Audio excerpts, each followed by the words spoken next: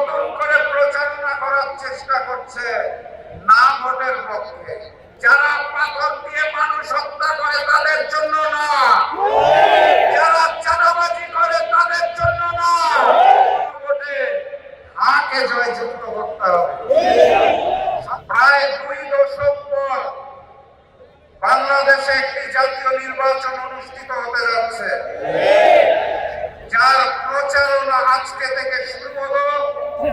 জুলাই গণঅভ্যুত্থানের হাজারো শহীদের রক্তের বিনিময়ে আমরা আজকের দিনটা পেয়েছি, বলেন আলহামদুলিল্লাহ।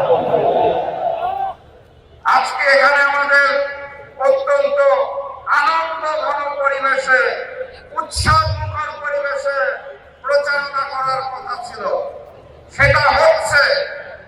কিন্তু একই সাথে সাথে আমাদের মনটাও বিষণ্ণ হচ্ছে, কারণ এই নতুন বাংলাদেশে গণভোটের পক্ষে প্রচারণার সময় নতুন জালেমের পক্ষ থেকে হামলা হওয়ার কথা ছিল না। মসজিদে প্রবেশ করে তারা আমাদের উপর হামলা করেছে, আমাদের পণ্যের উপর হামলা করেছে। ঢাকা 15 আসনের জনগণকে জানিয়ে দিতে চাই, মাথা উঁচু করে জবাব দেবেন।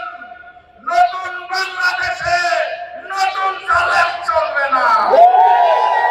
জবাব হবে 12 তারিখে। আমরা শান্তি চাই, কিন্তু কেউ যদি অশান্তি সৃষ্টি করতে চায় তাহলে আমরা শহীদ হতে জানি, আমরা রুখে দাঁড়াতে জানি। ওই একটি বৃহৎ দল নতুন করে প্রচারণা করার চেষ্টা করছে না ভোটের পক্ষে। আপনারা তাদেরকে জানিয়ে দিবেন, যারা পাথর দিয়ে মানুষ হত্যা করে তাদের জন্য না, যারা চাঁদাবাজি করে তাদের জন্য না, যারা নতুন স্বৈরাচার তাদের জন্য না, আগামী বাংলাদেশের জন্য আমরা সবাই হা। অতএব গণভোটে হাকে জয়যুক্ত করতে হবে। বনাম ঐক্যবদ্ধ বাংলাদেশ।